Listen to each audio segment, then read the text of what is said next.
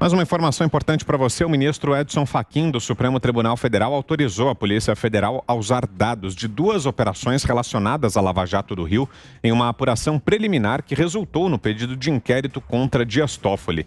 As informações foram utilizadas para embasar relatório em que a PF diz que é preciso apurar suposto crime de corrupção do ministro em venda de decisões judiciais. Na última sexta, no entanto, Fachin indeferiu o pedido da Polícia Federal de abertura de um inquérito para investigar supostos repasses ilegais ao ministro Toffoli. Fachin proibiu também a polícia de qualquer ato de investigação a partir da delação do ex-governador do Rio, Sérgio Cabral, que embasava o pedido da PF.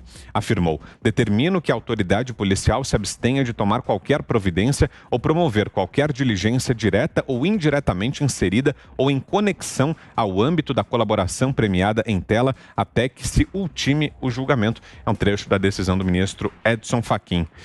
E aí, Zé, uma decisão já esperada, ministro Fachin, impedindo então que seja levada adiante essa apuração contra Dias Toffoli, Zé? Exatamente. É preciso dizer o seguinte: já houve outras operações do Rio autorizadas pelo ministro Edson Fachin. Ele é o relator da delação premiada do ex-governador do Rio de Janeiro, Sérgio Cabral, que está condenado aí a mais de 300 anos de prisão. E o Augusto faz sempre aquela comparação do homem mais condenado do Brasil, e ele ganhou a dianteira, e é Sérgio Cabral. O Ministério Público não quer a delação dele, acha um custo muito alto. O custo aí é de imagem, o custo de perdoar o Sérgio Cabral por alguma coisa, né? Mas o certo é que aqui no Brasil a delação, quando atinge Ministério Público e quando atinge a Justiça, ou seja, Supremo, ela não prospera. Isso já foi, inclusive, falado aí em processos envolvendo, inclusive, a Lava Jato, né?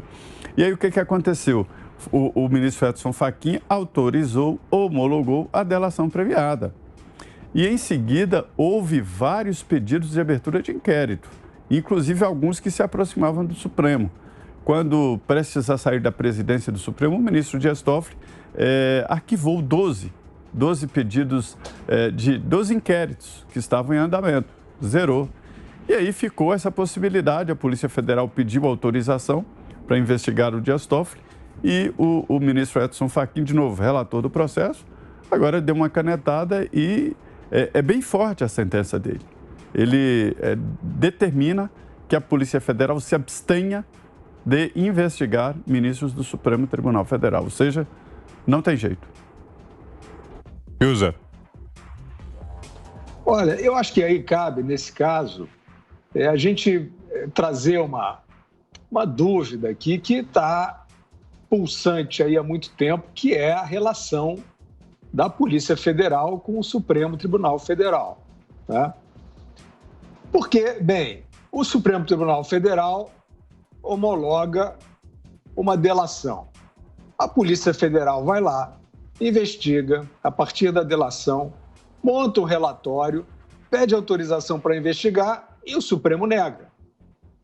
Então, o Supremo está deslegitimando o trabalho da Polícia Federal, a não ser que o Supremo fosse capaz de dizer, né, refutamos aqui, né, a indicação de que há necessidade desse inquérito.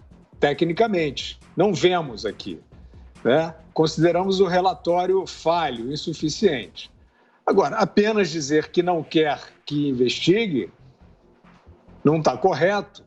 E aí eu volto à questão da relação entre o STF e a Polícia Federal, porque o STF andou fazendo diligências aí que muitos consideram, inclusive um próprio integrante da Suprema Corte, abusivas. Ele vai lá e convoca a Polícia Federal. E a Polícia Federal vai lá e faz essas diligências. Que muitos, não sou eu que estou falando aqui, não. O ministro Marco Aurélio já falou, já citou, né, um dos inquéritos que serviram de base para esse tipo de diligência, que eles chamam de inquérito do fim do mundo, juristas importantes, respeitados, né? E, no entanto, né, se essa premissa estiver correta, de que o STF exorbita os seus poderes, eventualmente, para fazer perseguição, diligências impróprias, a Polícia Federal vai ter que se posicionar em relação a isso. Porque a Polícia Federal ela precisa ter um limite, né? Se o STF pode reagir a um relatório da PF sem exposição, sem fundamentação, dizendo apenas que não dará sequência, a Polícia Federal também tem que começar a avaliar essas ordens que vêm do STF e que, eventualmente, são, né, no mínimo, controversas aí para eminentes juristas brasileiros. Né? Então, está aí colocado, eu acho que existe esse problema e a Polícia Federal precisa pensar realmente, né, como instituição, até onde ela vai, né, como linha de ação para qualquer desses atos que nós estamos notando aqui, eventualmente são exorbitantes, são políticos, considerados atos persecutórios. Né? Está no divã, então, essa grande instituição a qual o Brasil tanto deve, que é a Polícia Federal, da qual o país tanto depende, e acho que é um momento de revisão da Polícia Federal. Ela precisa ver o que fazer nesta relação que não está muito clara, muito transparente e muito sadia com a Suprema Corte do país. Você, Augusto, o que achou dessa decisão do ministro Edson Fachin, pedindo, portanto, que seja aberta a apuração contra o Toffoli, Augusto?